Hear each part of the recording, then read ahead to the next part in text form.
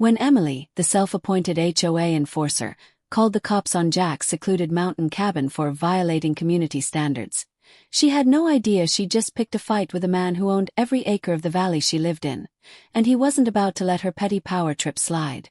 Jack had always been a private man. At 42, he'd built a life that suited him. A modest cabin tucked into the pine-draped slopes of Willow Valley, a place where the air smelled of cedar and the nearest neighbor was a mile away. He'd bought the land, all 3,000 acres of it, 10 years ago after selling his tech startup for a sum that still made his head spin when he thought about it. The valley was his sanctuary, a place to escape the noise of the world. He wasn't one for flashy displays of wealth, though. His cabin was simple. One bedroom, a small kitchen, a wood stove for heat, and a porch where he could sit and watch the sun dip behind the mountains. The rest of the valley, that was leased out to a handful of residents who'd built homes on small parcels, under strict agreements that Jack had drawn up himself. He liked to keep things quiet, orderly, and drama-free.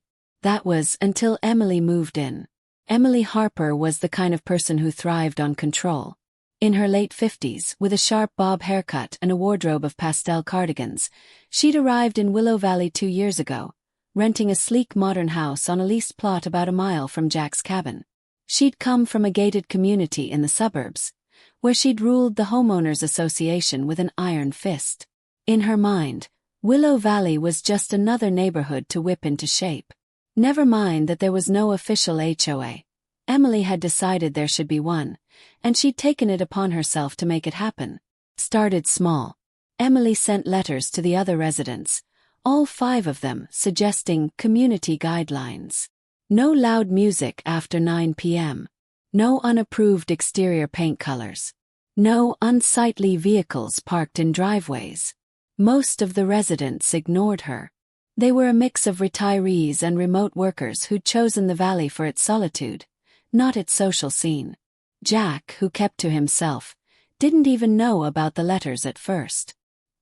He was too busy maintaining the trails he'd carved through the valley, ensuring the streams ran clear, and checking in with the county about fire prevention. Owning a valley wasn't just a status symbol, it was a responsibility. But Emily didn't see it that way. To her, Jack's cabin was an eyesore. It was too rustic, too lived in. The logs were weathered, the roof needed new shingles, and don't even get her started on the old pickup truck parked out front.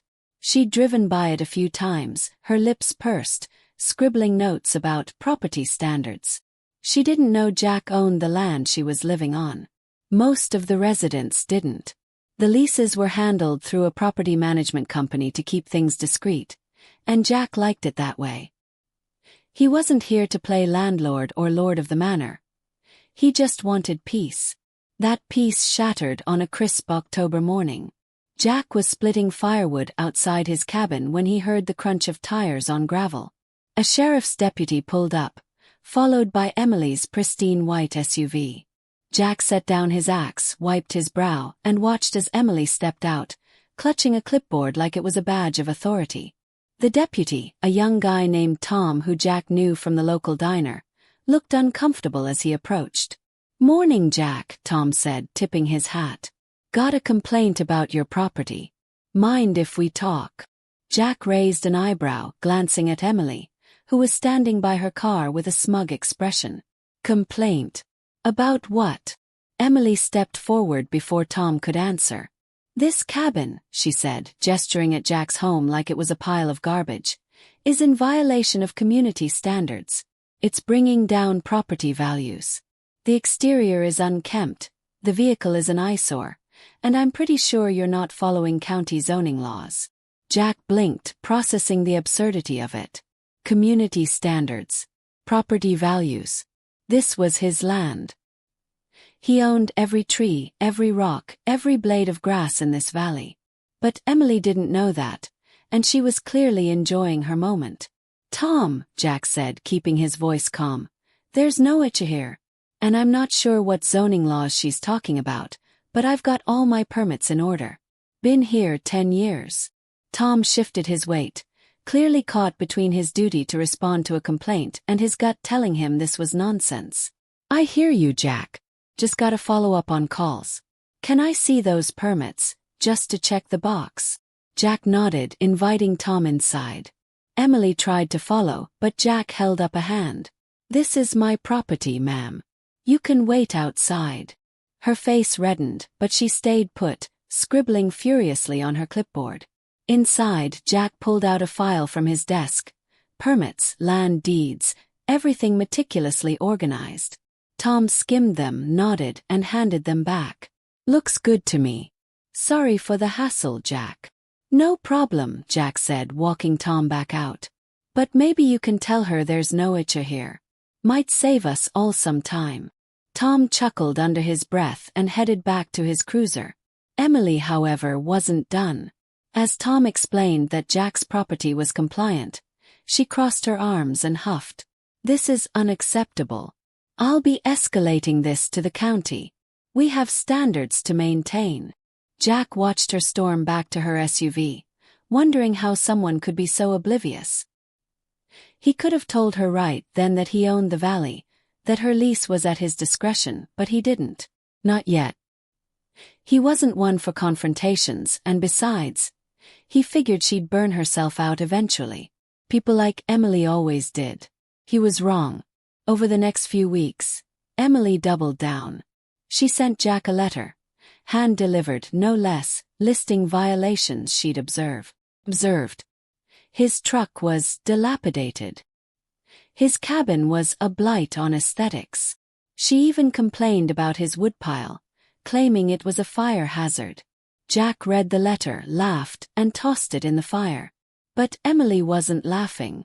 She started rallying the other residents, knocking on doors and holding community meetings at her house. Only 2 people showed up, but that didn't stop her from printing flyers about preserving Willow Valley's integrity and slipping them into mailboxes. Jack ignored it all. He had better things to do, hiking his trails, checking on the solar panels he'd installed, keeping the valley's ecosystem in balance.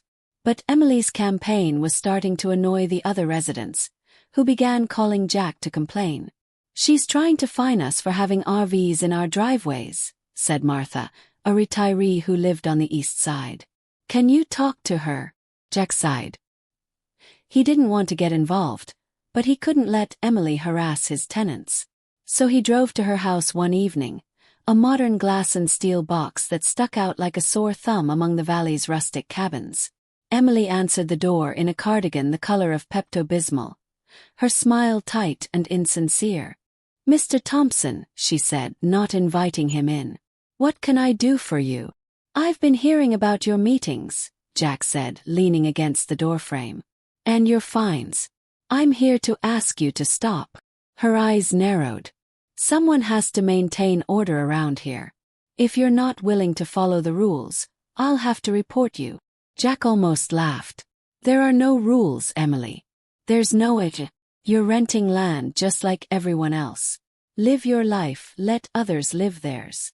Renting. He scoffed. I'm protecting my investment. This valley is a community, and I won't let people like you ruin it. Jack's patience was thinning, but he kept his cool. Just ease up, okay? Nobody wants trouble.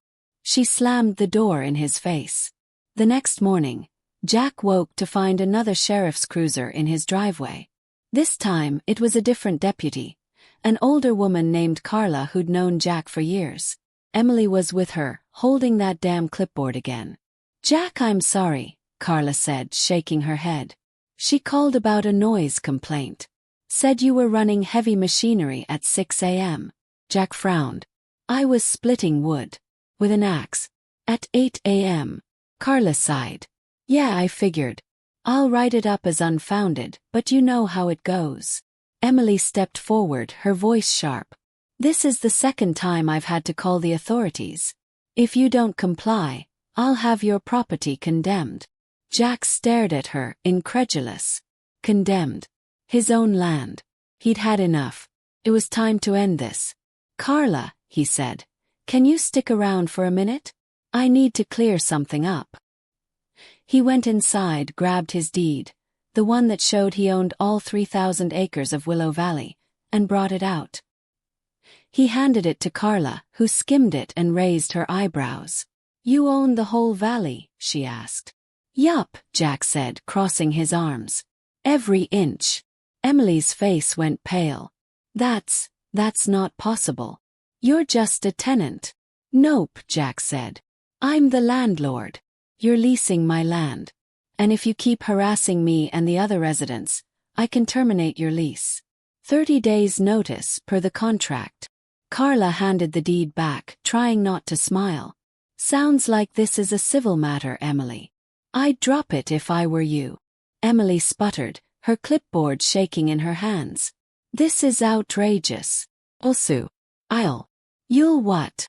Jack cut in, his voice low but firm. "You've got no case. You've been bullying people on my property. I've been patient, but I'm done. You've got 1 month to stop or pack up." Emily stormed off, muttering about lawyers. Carla shook her head. "She's a piece of work, Jack. You sure you want her out?" "I don't want to," he said. "But I will if she keeps this up." The next few days were quiet. Jack figured Emily had finally backed off. He was wrong again. A week later, he got a call from the property management company. Emily had filed a formal complaint with the county, claiming Jack's cabin was an illegal structure, and demanding an investigation. She'd even convinced one of the other residents, a nervous guy named Greg, to sign on. Jack drove to the county office that afternoon, his deed and permits in hand. The clerk, an old friend named Linda, took one look at the complaint and laughed. "She's got no idea who she's messing with, does she?" "Nope," Jack said. "Can you squash this?" "Already done," Linda said. "Your paperwork's airtight. She's got nothing." When Jack got home, he found another letter from Emily taped to his door. This one was a final notice to cease all violations or face legal action. Jack shook his head, crumpled it up, and called his lawyer, Sarah, a sharp woman who handled his leases. He explained the situation, and Sarah laughed so hard she had to put him on hold. "Jack," she said when she came back, "this woman's delusional. You want me to send her a termination notice?" "Not yet," Jack said. "Let's give her one more chance." Sarah sighed. "You're too nice. I'd have her out by now." Jack spent the next few days talking to the other residents, making sure they were okay. Most of them were fed up with Emily's antics and grateful for Jack's intervention. Martha even baked him a pie as a thank you. But Emily wasn't done. She started a petition to establish a formal HOA, and went door to door again trying to get signatures. Nobody signed. Then came the final straw. Jack was in town picking up supplies when he got a call from Tom, the deputy. "Jack, you're not gonna believe this. Emily called us again. Says you're running an unauthorized business out of your cabin." Jack pinched the bridge of his nose. "What business?" "Something about selling firewood without a permit," Tom said. "She's out here with a county inspector." Jack drove home, his jaw tight. When he arrived, Emily was standing in his driveway with a nervous-looking inspector and another deputy. The inspector, a guy named Dave, was holding a clipboard of his own, looking like he'd rather be anywhere else. "Dave," Jack said, shaking his hand. "What's this about?" Dave sighed. "Got a complaint about an illegal business. Just doing my job." Jack nodded. "I don't sell firewood. I cut it for myself. You want to check my permits again?" Dave shook his head. "Don't need to. I've seen your file. You're good." Emily's face was beet red. "This is ridiculous. He's clearly violating county regulations. I demand a full investigation." Dave turned to her, his patience gone. "Ma'am, Mr. Thompson owns this land. All of it, including your house. If anyone's in violation, it's you for filing false reports." Emily froze. That's not true." "It's true," Jack said, pulling out his deed again. "And I'm done with this. You've harassed me, my tenants, and now the county. I'm terminating your lease. You've got 30 days. Emily gasped, clutching her clipboard like a lifeline. "You can't do that. I'll sue you." "Go ahead," Jack said. My lawyer's ready. Dave and the deputy exchanged looks, clearly done with the situation. We're leaving, Dave said. Don't call us again unless you've got something real. Emily stood there, shaking as they drove off. Jack didn't wait for her to say anything else. He turned and walked back to his cabin, closing the door behind him. The next day, Jack got a call from Sarah. Emily had contacted her, threatening a lawsuit. Sarah had already drafted a response, reminding Emily of the terms of her lease and the consequences of breaching it. She's got nothing, Sarah said. I'll handle it. Over the next few weeks, Emily tried to rally support, but the other residents were done with her. Greg, the guy she'd roped into her complaint, apologized to Jack over coffee at the diner. She told me it was about safety, he said. I didn't know she was crazy. Jack shrugged. Live and learn. By the end of the month, Emily was gone. She'd packed up her SUV and left without a word.